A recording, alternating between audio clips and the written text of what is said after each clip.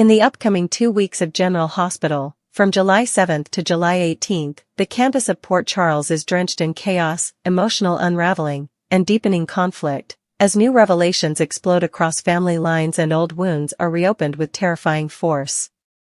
The soap pivots sharply into high emotional terrain, where heartbreak, secrets, and vengeance all come to a boiling point, and nothing, neither loyalty, blood ties, nor long-held beliefs, remains sacred.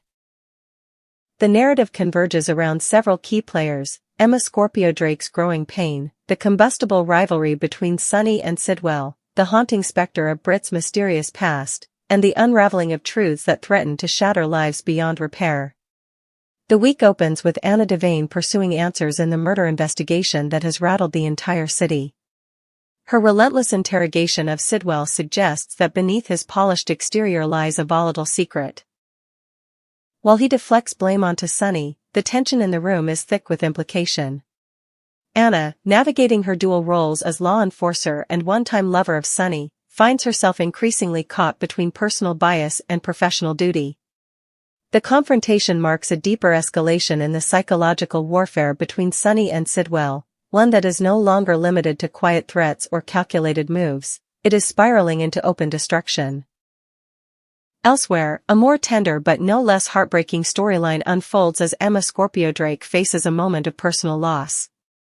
While she and Gio haven't officially entered into a romantic relationship, their bond has been building steadily, full of adolescent hope and emotional honesty. That foundation is rattled when Emma is forced to part with a beloved dog she and Gio had grown attached to, a symbolic loss that mirrors her growing awareness of impermanence and uncertainty in her life. The animal may have served as a bridge between her past grief and a budding connection, and now, having to give it up sends her reeling. Her heartbreak is real and quiet, an emotional undercurrent that draws her closer to her grandmother for solace, even as the chaos around them intensifies. As Emma processes her grief, the adult world continues to spin violently out of control. Sasha Gilmore Corbin is once again at the epicenter of psychological distress. After months of fragile recovery, Sasha is thrown off balance by a new, more insidious series of manipulations that involve her son, Daisy. Someone is orchestrating terrifying incidents that seem designed to make Sasha question her sanity. Strange sounds in the night, misplaced objects, and phantom shadows create a chilling sense that she and her son are not safe. As the trauma she thought she had buried resurfaces, Sasha begins to suspect that someone close to her, perhaps even someone she once trusted, is engineering her unraveling for reasons she cannot yet comprehend. Simultaneously, Lulu finds herself grappling with the weight of history. When Rocco confronts her with difficult questions about Brit's connection to his existence, she lashes out, unable to process the shame and guilt that have long festered beneath the surface. In a moment of raw fury, Lulu turns her anger toward Brooke Lynn, scapegoating her for truths that are far more complicated and painful.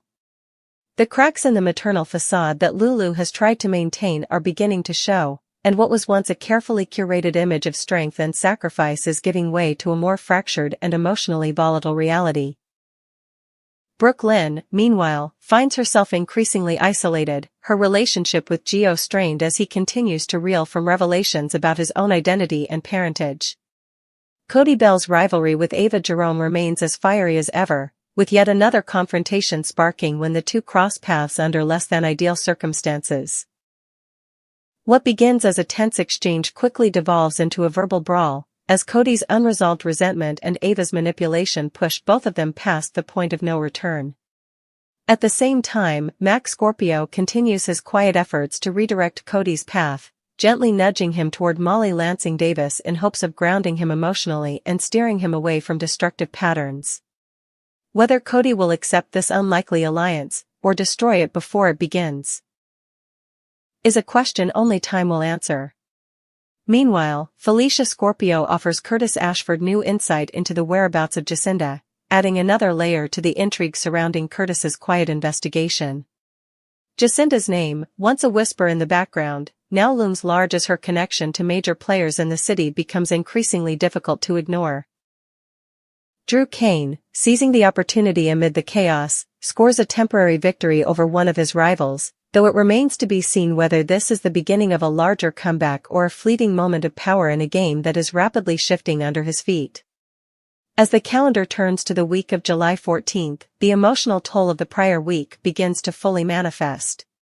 Rocco, having been shaken by what he's learned about Britt and his family, begins to withdraw from those closest to him. Like Gio before him, Rocco starts to question the authenticity of everything he's been told, about who he is, where he came from, and what the adults in his life have chosen to conceal. His anger is quieter than Joe's but no less profound, and it raises unsettling questions about how many more children in Port Charles are growing up in webs of lies spun by the very people meant to protect them. The rivalry between Sonny and Siawell continues to burn, with Marco's rage now fully weaponized. Convinced that Sonny is responsible for Natalia's death, Marco becomes a dangerous wildcard.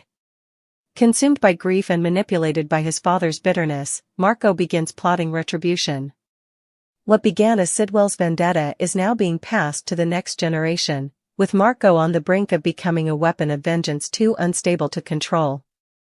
As Sonny faces mounting pressure, from law enforcement, his own family, and now the specter of Marco's wrath, he finds himself increasingly cornered, with fewer allies and more enemies lurking in the shadows. In the background of all this, the mystery surrounding Britt begins to rise to the surface in ways no one expects. Strange new flashbacks begin to appear, weaving together fragments of Britt's final days, her interactions with key characters, and hints that her story may not be as final as previously thought. Whispers of a return grow louder, not just from those who mourn her absence, but from those whose secrets might be tied to her fate. The potential for her reappearance threatens to upend several lives, particularly those who have tried to erase her memory or bury the consequences of her existence. By the end of this 2-week stretch, General Hospital will have pushed several of its most emotionally fraught storylines into new, devastating terrain. Betrayals will deepen. Loyalties will fracture.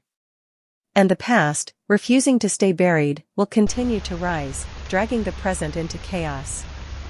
From Emma's heartbreak to Marco's descent into revenge, from Sasha's unraveling psyche to Rocco's quiet fury, Port Charles is hurtling toward a reckoning. And whether through the fire of old grudges or the resurrection of long-lost truths, the city is about to be transformed, forever.